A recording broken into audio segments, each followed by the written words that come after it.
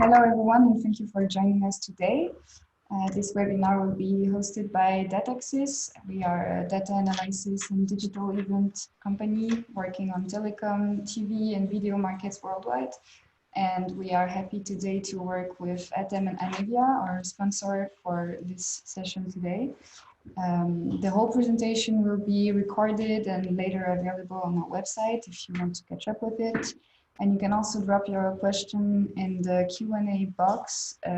We will be taking a few minutes at the end of this presentation to answer you with our panelists. So we will be talking today about content monetization and how to create great opportunities with dynamic targeted ad insertion and personalized TV.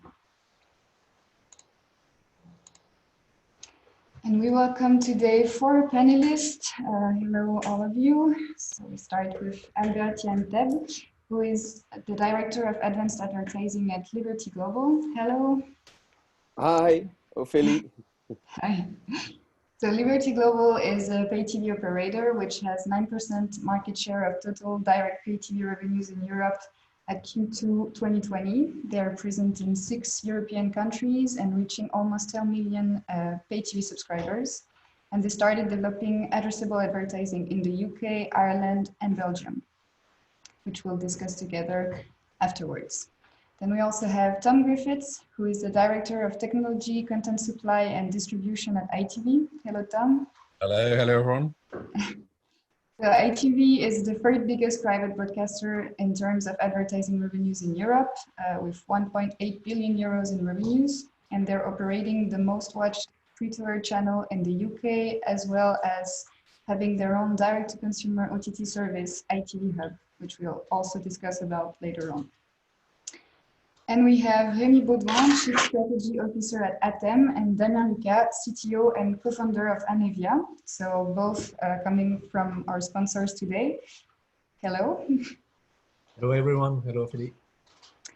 And ATEME and Anevia are solution providers for innovative live and on-demand video delivery, focusing on experience quality. Both companies will be merging at the end of the year, and they're currently employing more than 400 people, and they have 1,000 clients across 100 countries worldwide.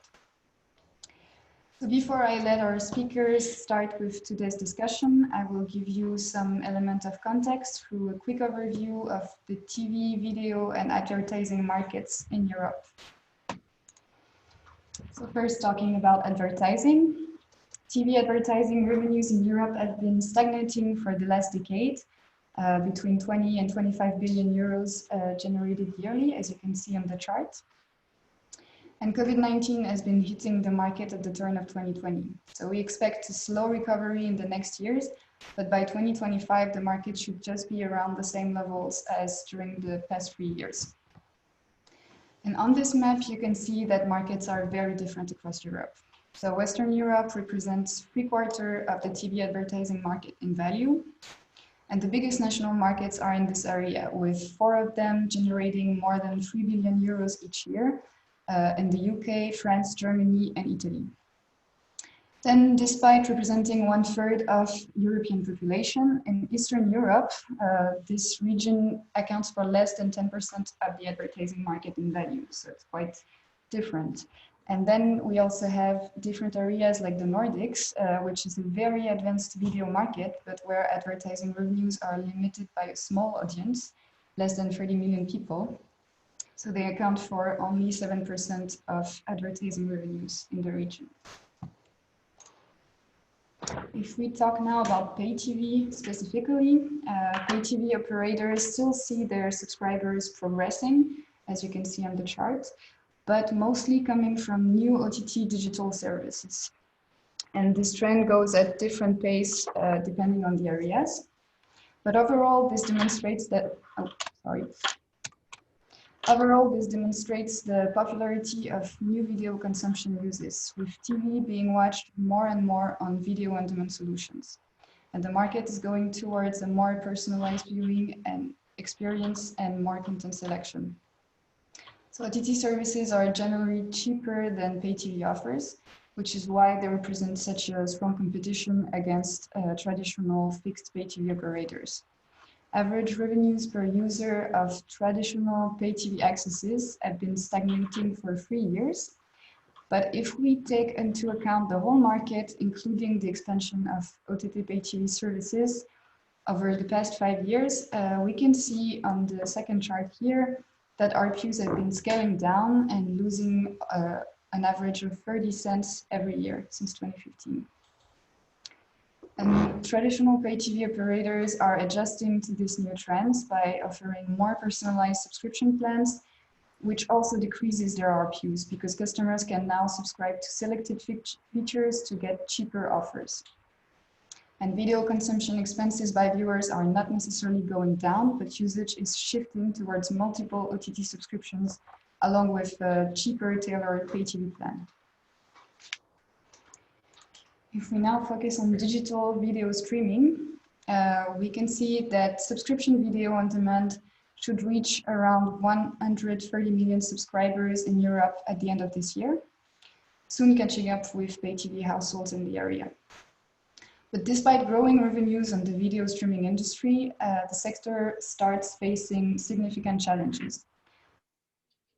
We observe a stacking of services on most advanced markets, like in the Nordics, where more than half of the households are subscribing to at least one video streaming offer. And we also have similar trends on some Western European markets. Then another issue is that there are less opportunities for price-driven revenue growth in emerging markets, like in Central and Eastern Europe, because viewers there still show a clear preference for free content advertising-based video streaming, and the average revenues per users are 3 times lower than in Western Europe. So even if advertising video on demand revenues are still progressing, as you can see on the first chart here in green, we estimate that YouTube will retain a 70% market share in 2020, leaving other European players a market of less than 2 billion euros to share. As a third point, the competition between players is very intense. There are more than 180 platforms operating across Europe, and many players are now operating hybrid businesses to attract more viewers and more revenues.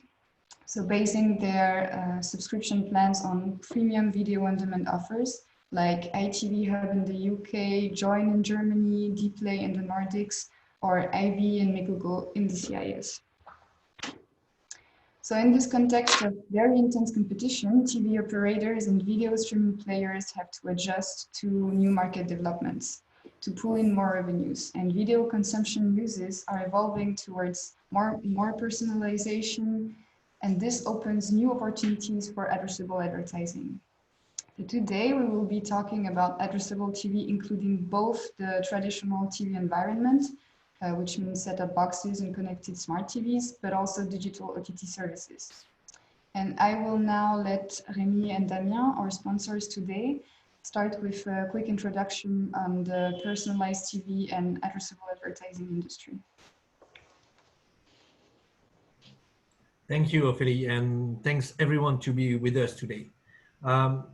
So first, what are we discussing about? We are discussing about the ability of content owners, content providers, and pay TV operators to customize their offer when they reach a D2C service.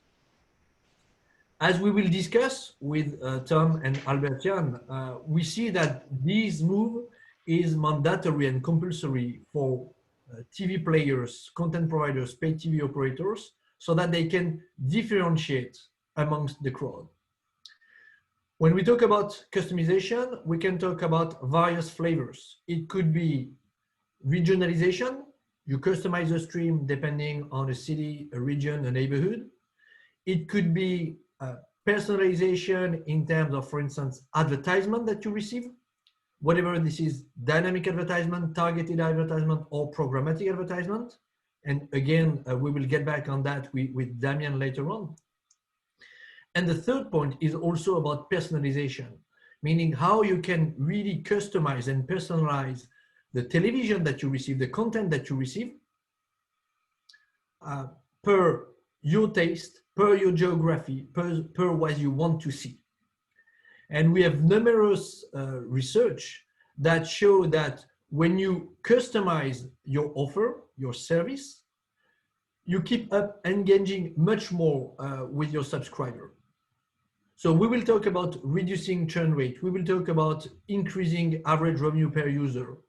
And that will be all the notion that we'll be discussing about. Damien, do you want to add something? Yes, maybe what is interesting is that we are currently, I mean, what we're seeing is most of our customers are currently switching to OTT. And because OTT is really unicast based, it enables all these personalization possibilities. So from a technical point of view, there is a huge opportunity right now to do much more personalization, and I believe we will discuss, I mean, the different technologies associated to that as well in the next few minutes. Okay, so let's start this panel together. I have a very simple question as it starts. Why are broadcasters and operators entering this new market? Why do addressable advertising? So I would start with Albert. Can you tell us from Liberty Global's perspective, from an operator perspective, what are your interests in this new market? Yes, absolutely. You know, historically, we always have been active in advertising on our platforms. For example, in the UK and also in Ireland, we're selling VOD advertising for a number of years already. And we think that addressable TV advertising, which might even, from which VOD might even fit that definition, by the way. But we see addressable TV advertising mainly as linear, linear ad replacement on broadcast channels. And obviously, these days there are broader definitions of that. But obviously, the most challenging and the most advanced example of addressable TV advertising is on broadcast channels. And we basically see this as a new revenue opportunity. We think there is a need for addressability. Obviously, the traditional linear advertising revenues are under pressure because of big tech platforms, online advertising in general. And we all know that the capabilities of targeting on those platforms are much more sophisticated than on broadcast television. So we think the innovation of addressable TV advertising is actually necessary to get on par in terms of targeting possibilities. So it not only helps us to create a new incremental revenue stream, but it also helps broadcasters to get that new incremental revenue stream. So we look at it from two angles, and obviously in some of our countries where we operate, we also own broadcasters, and they also have a need for innovation and a need for more sophisticated targeting. And if you have a look at where addressable TV advertising has been deployed in the past couple of years, the countries where platforms own a broadcaster are the first moving countries, basically. So obviously Sky is an example in the UK, Sky AdSmart, owned by Sky Media, but also SBS and Telenet in Belgium. And in the UK, we are working together with Sky AdSmart. Main reason being is that there are no standards, technical standards for addressable TV advertising. At least not on broadcast, so linear ad replacement on broadcast. So by working together with Sky AdSmart, obviously we comply with their technical standards, and we help to basically to develop the market by creating a market standard. And I think this is an absolute necessity to move the needle, to get the necessary skill and the necessary reach, which is really important to to move advertisers to to join this and then start doing targeted advertising. All right. ITV catching up on this because Liberty Global. So you mentioned that in some markets you also own broadcasters, and there is a need for innovation. What is the stand of ITV on that point? What is your strategy, and why are you doing addressable advertising? I mean, I guess the shortest answer to that is, as audiences are starting to consume content on different platforms, then opportunities and the flow of money for advertising is also diversifying along with it. Traditionally we've been seen as the kind of first place destination in the UK for TV advertising, and particularly for kind of big brand and big reach type advertising, being the largest commercial broadcaster in the UK. But clearly audiences aren't just watching TV content on traditional linear platforms any longer, whether that be linear services themselves or indeed on kind of traditional TV platforms. And we've been building on we've been on this journey now for over 10 years. The predecessor of ITV Hub has been around for well over 10 years now. But I think it's really in the last few years, as the scale of reach that ITV Hub has had, we're now up to 32 million subscribers. We've had double-digit growth for a number of years now. And particularly, I think, notably this year, I guess, the broader trend about increasing consumption because of the COVID situation. That actually means now it's not just an incremental piece to our traditional kind of TV advertising, but actually it's a major revenue stream in and of itself. An ITV Hub started life as essentially a broadcast video on demand platform, really a catch-up platform, and our desire with it is it becomes, it'll be more than just seen as a catch-up platform, but a destination in and of itself. And, for some audiences, particularly when you look at younger demographics and programs like Love Island, those audiences are going straight to ITV Hub to watch the content. They're not just watching it on the Hub if they missed it live. They're watching it as live IP streams on there. If they miss it, they're watching it as catch-up immediately after the program is gone. And so that's offering, I think, two opportunities. One is that kind of money is moving, if you like, from traditional linear into the OTT space, and clearly we want to hold on to as much of that revenue as it moves.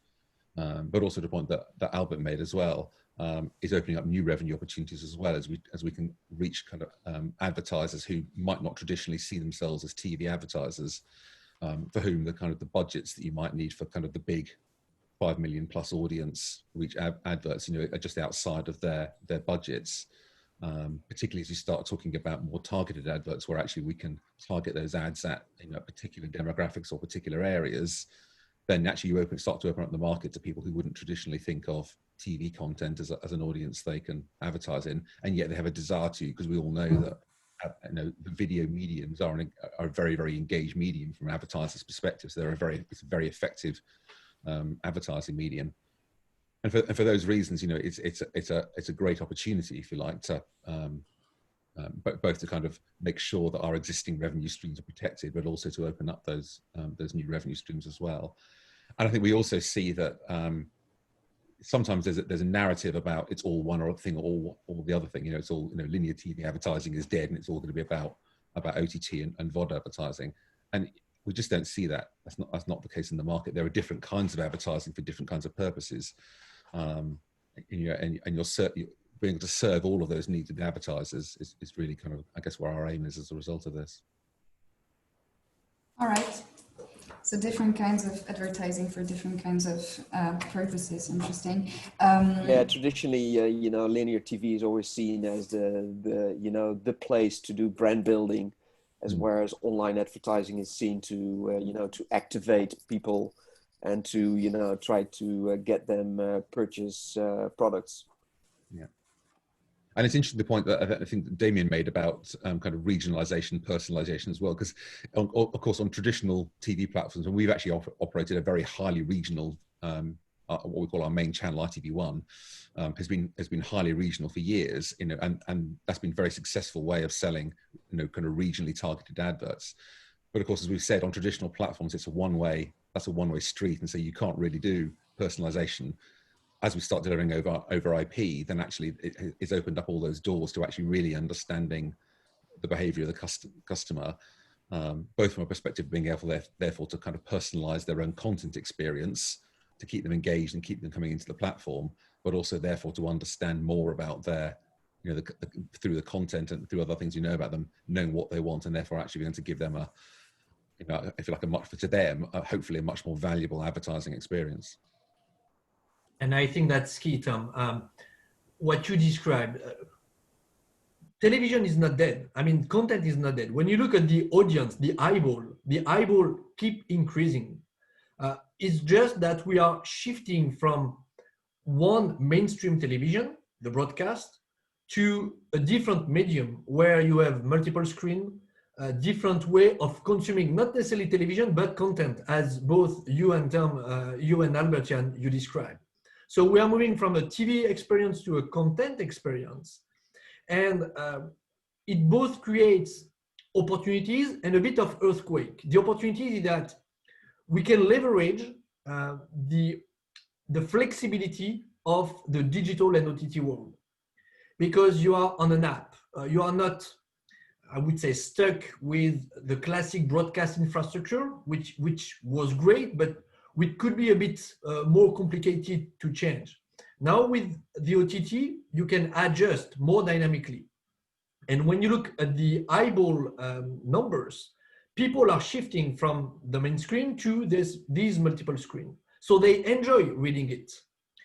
So the money is going that way as well. When you look at the ad spending on all these screens, we can see that the ads investment on OTT platform keep increasing, and they leverage the good practices coming from the digital world. So that's a good sign.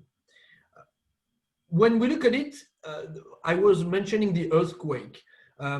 It does create some different behavior to adapt, because when you look at the number of platforms that we are facing worldwide, there is not a single week where we don't see any new OTT platform announcement.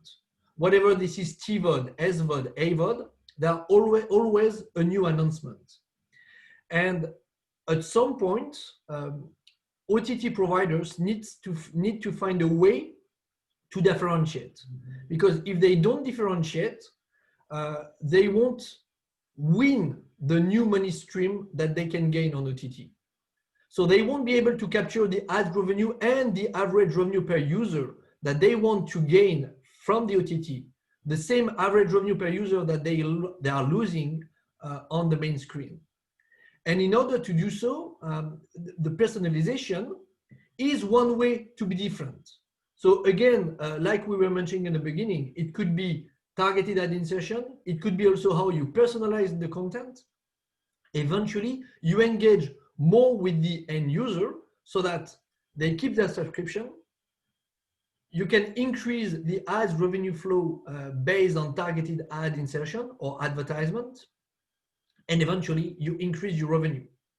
So it's more a way where we follow the shift rather than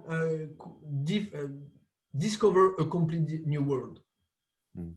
Yeah, you're right. It's all about engagement with the content, obviously, and you're right to describe the new trend of OTT services, and people want those services, obviously. So as Liberty Global, we're also embracing that and basically trying to aggregate those services on our platform. And obviously, you need to be there where the eyeballs are. But also those new services also create a different behavior. You know, more and more content is being watched on demand versus on a live linear channel, and this also creates a different expectation to what people how people are experiencing advertising. You know, the key question obviously for the coming years is how do we deal with the traditional ad breaks, you know, within programs, between programs? How can we optimize? How can we create a better experience? Yeah. And I think to both those points, another thing I think we often get hung up on within the industry is kind of traditional traditional platforms and linear and OTT, and those being two very different worlds. And, you know, and if you like, from a delivery perspective, they are very different. But I think if you're a consumer, then actually it's just that they're just different ways of receiving content. And actually, the more we can bring a unified experience across linear and OTT to consumers, the more likely they are to stay in a platform. And I think there's probably a similar thing for advertisers as well. You know, traditionally, the way that linear ads and on-demand platform ads have been sold is very different. You know, different currencies and a very different kind of approach to doing that. And we think actually that there are, you know, that increasingly people want to kind of see that more as an overall ecosystem, that they can manage their campaigns across both kind of traditional linear spot ads and extending those into VOD reach as well. And one of the aims of our Planet V products that was launched just very recently is to try and help create that bridge between those different propositions. Just as viewers want that, advertisers potentially want to, you know, have campaigns which have a number of objectives to them. You know, and I don't think we help advertisers if we give them completely different kind of ad buying experiences across those different platforms. Yeah, and there is another market aspect to keep in mind is when you can invest on ads. Of course, people like ITV or Liberty Global can increase the ad stream revenue clearly, but ads, and especially targeted ads insertion or advertisement, is one way to finance the OTT service. And when we look at the number of OTT service which is growing, one of the downsides could be that at some point people won't be able to pay for each and every subscription. And this is why nowadays we see a trend for AVOD, and so for targeted AVOD service, whereby the ads may finance the service, and eventually the end subscriber will register, they will receive ads, but at least they won't need to pay for another service. Because if they end up saying 10, 20, 30 different services, we know that it's not going to happen. So the targeted advertisement is also a way to work around that. Yeah, you're right, Remy. And I guess ITV is a good example of AVOD, because the ITV hub is not only linear, but there's also lots of video on demand content, which obviously is funded by advertising. And I would say even more innovative is the possibility to actually subscribe to an ad-free service. So if you don't like the ads, then you can even get rid of it and just pay a small subscription fee. And I guess we will be seeing more of those hybrid, hybrid forms. I think that's exactly right, Albajan. And in the US, you see a number of the platforms are doing these kind of to a T3 type of offerings now. There's, you know, the pure play AVOD, pure play SVOD, and sometimes a bit like we have with our Hub Plus, something that's partway in the middle between those, where for a kind of smaller subscription, you can have, you know, some of the features of the SVOD experience, but at a lower subscription point than a fully fledged SVOD proposition. You know, I think, Remy, you're right that you know, clearly SVOD has been very dominant in the conversation for some years now, and you can see why with the growth of it. But you know, as we know from linear TV, if the equation is right about how you present advertising into video content, people are happy actually and willing to accept that trade of advertising for the sake of effectively not paying for a subscription. You know, and it's a similar narrative to kind of in the more traditional world, kind of free to air TV versus pay TV. Yeah, and I think the big benefit of addressable TV advertising is that it helps to make advertising more relevant for the viewer. Yeah. And obviously this takes time, because the majority of advertising, at least on the linear channels, will stay mass advertising, but over time I expect this to increase. That's right, and I think we will see it, particularly in linear. You know, I think in video on demand, it's highly likely that most of the advertising will be more targeted. But I think in linear, over time we will see more of a mix of the big brand building kind of awareness reach type ads that's mixed in with addressable advertising, even within the same ad breaks. Yeah. Yeah. You already all mentioned that differently, but doing addressable advertising on linear TV and on D2C OTT platform services are very different. Maybe for Liberty Global Alert, you can talk a bit about how you implemented your operational markets and how do you work with local operators, local actors in regard of that? Yeah, sure.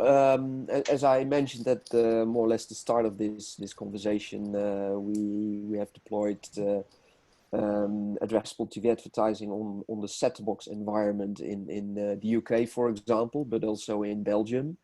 And this is an example of what we call linear ad replacement. So it basically replaces a one-on-one ad. So it replaces an existing linear ad by an addressable ad. And this technology works in such a way that all the ads are pre-ingested on the platform and actually distributed to the relevant set-top boxes. So depending on what audience segment you are in as a household, you get the relevant ads already on your set-top box. And once there is a good opportunity to launch this ad, basically according to the advertising schedule, the actual creative, so the commercial, is being ingested from, or replaced is a better word, from the set-top box rather than from a central ad server. As mentioned, we work together with Sky AdSmart. Main reason being is they already had an existing business. They are doing this for 6-7 years already. So obviously they know the business, they know how to sell it. And as we've seen that there are lots of new to TV advertisers making use of this opportunity. Most likely because it's most relevant for them. You know, the typical fast moving consumer goods are focused on the mass audience. So they need this kind of targeting. Sometimes they may need, by the way, to extend their reach. Recent research has actually shown that it's really difficult to, for example, to reach the so-called light viewer, people who only watch a few hours per day, well, maybe not a few hours, maybe half an hour per day, or just a few hours per week. And it takes a big investment to reach those people. And with addressable advertising, obviously, it's a piece of cake. If they fit the segment criteria, then they get to see an ad. So the reason to work with Sky, other than they have an existing market, is the technology. It makes sense to have a market standard, so a local national market standard, because most of the advertising markets are nationally focused. And it takes a certain skill to make things successful. As you can imagine, that if you combine all kinds of audience attributes, then the total volume of such a segment can be rather small. And if the segment size is too small, it doesn't, it's not worth to actually do the campaign. So a certain scale is actually necessary. Okay. Maybe, Tom, you can talk a little bit about Planet V. You already started mentioning it, but because it's a completely different strategy, since you're operating mostly on a direct-to-consumer OTT platform, and it's a very different world than linear TV. Yeah, sure. Yes, I mean, so Planet V, I mean, actually, we've been building that for a while now with our partner Amobi, but initially we've been offering it as a concierge service. And it's effectively, we've been operating the platform on behalf of advertisers, but it's now been launched as a full end-to-end self-service platform. And really, it's very much along the lines of what we've been talking about here. It's enabling our advertising customers to kind of make the best use of the inventory that we've got on the platform, to be able to better kind of target, just to Jean's point, to really let's kind of target the audience they want to go for. And also to help them potentially to extend their campaigns from linear into video on demand as well, to provide part of that bridge. And I think there is a key point here about the scale of inventory. I think you need a platform with enough scale in it that that those campaigns can really work. You know, that if your segmentation is very precise, there needs to be a big enough audience to actually that's consuming the content for those type of campaigns to really work. And I think that's one of the the advantages now, the scale that ITV Hub has, is that we can offer that to advertisers. I think another key point about that as well is the kind of the value of the data that we can bring to advertisers there. You know, all our own subscription data and understanding the behavior of our customers, but also having some kind of trusted third-party data providers that still tries to get the right balance between providing a real insight into the audience and the individuals we're targeting, whilst also kind of maintaining the privacy requirements of that audience, because there's a trust trade-off with our viewers there. You know, I think that's the real high value proposition of it. You know, and whilst you know, the initial target is really around kind of VOD campaigns. We have ourselves, like Albert Jean says, we've been doing linear ad replacement for a few years now on ITV Hub, and I've got that to a point now where actually users don't, they don't know that's happening. They happen to be watching the two things next to each other, so it's quite a seamless experience. You know, but there's a real opportunity once we can start to bring that into Planet V as well, and offering people that ability to target in linear services as well as on bidding on demand. All right. Maybe now a question for Damien. As a backend ad insertion solution provider, we talked already that there is a need for creating national standards, as Albert mentioned already in the UK. What kind of actors are you working with, and what is the fragmentation you see? What are the different standards, and how do you cope with it? Yes, definitely, this is an area where there is probably not enough standards, and there is definitely a need of standards. And as we can see, there are different players in this area, and the challenges for a broadcaster is very different from the challenges of a telecom operator. This is because of the kind of knowledge they have on the customer, whether they have all the knowledge in order to get a better value for the advertisers, or whether they need to actually bring additional knowledge from other data management platform. That's definitely part of the equation, as we already said before. The kind of service is very dimensioning as well, because obviously on the VOD service, it's much easier to insert ads because you are not constrained on the duration of the ad break. You can change that. You can add one small ad or two ads. It's no big deal. That can change easily. Whereas if you are trying to change a full ad break and to replace a full ad break on the linear, then you have to get the right technology in order to build an ad break that has exactly the same duration as the original ad break. It cannot be shorter and it cannot be longer. It has to be exactly the same combination, which is definitely not easy. And that's probably the reason why starting with a one-on-one replacement, as Albert Jan said before, is probably a good first step before getting into the whole complexity of building this ad break in general. So this is a portion of the equation. Portion of the equation also is on the way the ads are ingested, and as I think Albert Jan said also, is how long before the actual replacement can you get the content. If you got days to prepare the ads, to ingest the ads, and to have everything ready, it's obviously way easier than in a pure programmatic world where you would have only 100 milliseconds, maybe a few minutes in some cases, in order to prepare the content. So all this makes a lot of complexity, still very few standards. And if you put on that all the legal constraints, which are different on a almost per country, even though there are some European positions, let's say, it stays on a per country difference.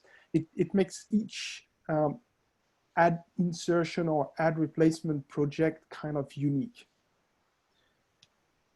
So the idea, what we're trying to build and what we've built between ATEME and Anevia over the past few years is a platform that is already pre-integrated from the video data plane point of view, and that has easy interactions with the ad decision servers, with the different ad inventory platforms, and so on, to make it as easily integrated as possible.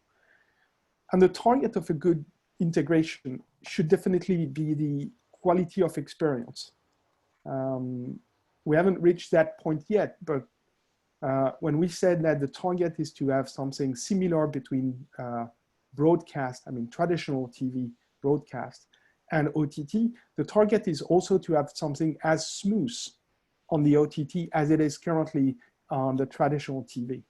And I believe there is still a lot of work to be done in this area because on many services, we're seeing some, breaks between the ad and the content itself, whether that's rebuffering issues with those spinning wheels, or quality issues, or resolution changes, audio volume not being exactly the same, etc., etc. So still a lot of work, and that's what we're working on. All right, maybe Albert or Tom, you can react on that one regarding continuous viewing experience. What would be your expectations as media players and as TV operators? Yeah, I mean, I'm happy to pick up that one as well.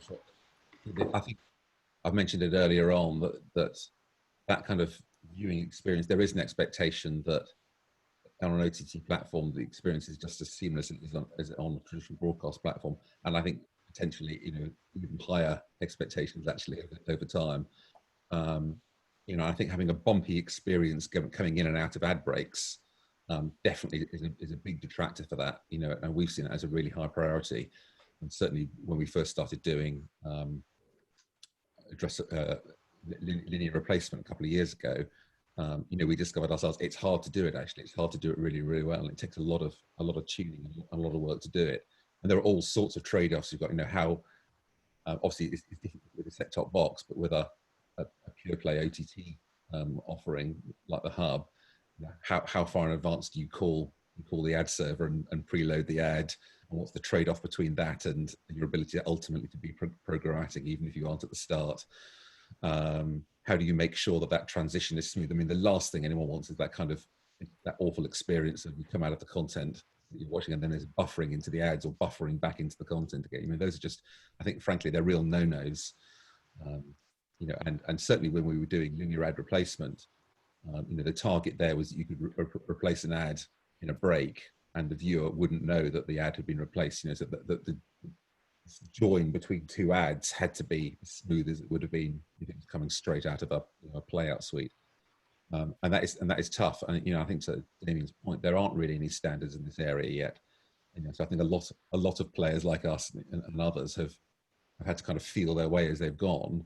And I think there are beginnings of standards in some of those areas and some of the component pieces for it. And we've certainly been engaged in trying to help to drive those standards forwards, because the more there are standards for this, ultimately it drives down the cost of implementation and delivery for everyone in the ecosystem. Yeah, and funny enough, the set-top box environment is actually a step further in that sense, that a seamless replacement is basically the standard these days. Yeah, and I think it's a must. And if we don't do that, then I think it kind of breaks the whole experience for the viewer, and at the end of the day, that's not going to be good for the advertiser either. Because the danger is that actually could damage kind of engagement with the ad if people are kind of having that kind of bad experience coming in or out of an ad or an ad break. And I think to that point, Demi, you made about kind of the extent to which you're replacing an ad versus a whole ad break. I mean, I think that's a whole other area that we're certainly very interested in, and we've been trying to do quite a lot of work on the kind of back end signaling and triggering that we need to do that gives you ultimately the flexibility to do everything from replacing a single ad to replacing a whole ad break in linear. there's a lot involved in that actually, and a lot of data points that you need to share. And I think it does get very interesting when you then talk about trying to do that across multiple different platforms, all of whom have got different delivery mechanisms at the end. And the question is, how much of that can you unify, if you like, in the back end of the delivery platform, and then only kind of tailor as for the platform specific requirements right at the end of the chain, because it's only that way ultimately that you're going to kind of scale this affordably across multiple platforms. I Yeah, and fully agree with that. That's still a challenge indeed. Oh yeah, go ahead, Damien. Yeah, just one point, because I believe what Tom just said is very, very important.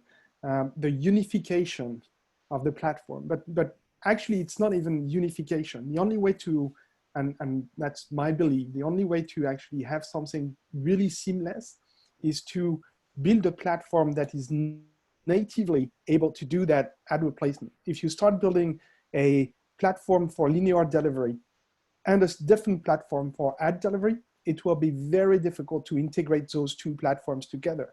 So at some point, plugging an ad delivery platform on an existing infrastructure is a challenge, because most of the time you have to review a big portion of the existing infrastructure in order to have this infrastructure host that ad delivery capacity. So it cannot be seen as just a small addition to the platform. It needs a redesign, and it's really to be designed for ad replacement, ad insertion, or whatever such technology from day one, I believe, and fully agreed on that unification question. Sorry, yeah, probably because of that reason, a total video proposition, consisting out of linear as well as OTT or on demand is probably a long way off, because of these, these difficult to unite differences of platforms. Maybe one last question, because time is running before we start replying to our attendees. How do you measure addressable TV audiences? Because Damien, you mentioned earlier unicast broadcasting with OTT, and that this is very different from traditional TV households. So how do you understand who is behind the screen, and how do you reach the people you're seeking for with addressable advertising? I'll let that open, whoever wants to react. So from a technology point of view, first, I believe the benefit of addressable TV is that there are a number of possible protocols in order to report everything about the ads. Has it been seen, halfway, full length, has it been clicked, etc., etc. So this is very common on the internet world, and there are existing protocols to do that on the let's say OTT TV world. Now the question is, how fast can that be deployed? Keeping in mind that we're talking about millions of subscribers. So there's also a question of scale, but the technology definitely exists, and it's a great technology for the advertiser, because at the end, it means the advertiser have very accurate data. And it's not about what was the audience share last night. It's really about, I know exactly how many viewers have seen the ads full length or halfway through or whatever.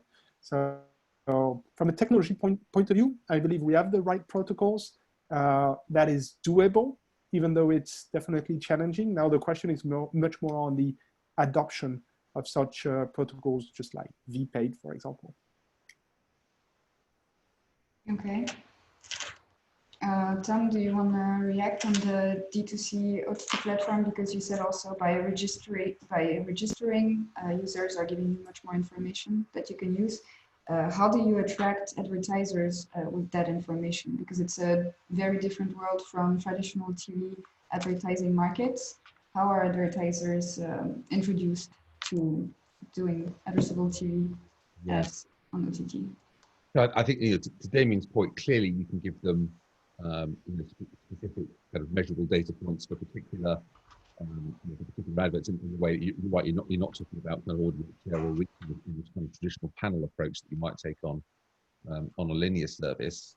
But I think there are a number of things to be considered. One is, I think there's some education around what an ad, effectively an ad impression means in a video world.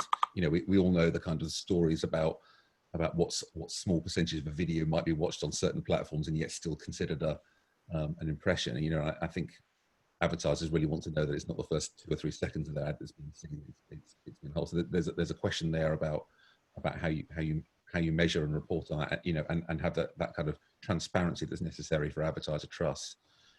I think then, of course, you are talking about potentially different audience segments. So there's, you know, I think there's still quite a work in progress about how you kind of take an old currency and a new currency and potentially trying to blend those together in a way that's really meaningful for advertisers, that they can really understand the impact of their campaigns. Yeah, we've got a lot more data, and that's fantastic. I think helping advertisers to understand what that data is telling them, particularly where you've got buyers who perhaps have come from a traditional TV world and they're now buying on digital platforms, helping them to equate those two. I don't, again, you know, it's something I think the wider industry still has a challenge to tackle this, because the danger otherwise is all you get is multiple currencies in the market. Everyone's got their own currency and different way of doing it. Certainly one of the things we hope is that, you know, that Planet V isn't the answer to everything, but actually one of the things that we try and do that is actually help to build a common currency and common way of understanding that advertisers can really kind of understand in a new paradigm what the reach and the effectiveness of their campaign has been compared to perhaps to a traditional TV audience one. But I don't, you know, I don't think that honestly that there is a formed answer to this yet. I think it's still a work in progress. Yeah, of course. I will start now with the questions of our attendees. There is one question from Alvino. Where is the targeted ad revenue normally going to platforms or broadcasters, or both? I will let Albert reply on that because it relates to revenue sharing. So how is the revenue sharing operated between operators and broadcasters when you're doing TV addressable advertising? Ah, right, yeah.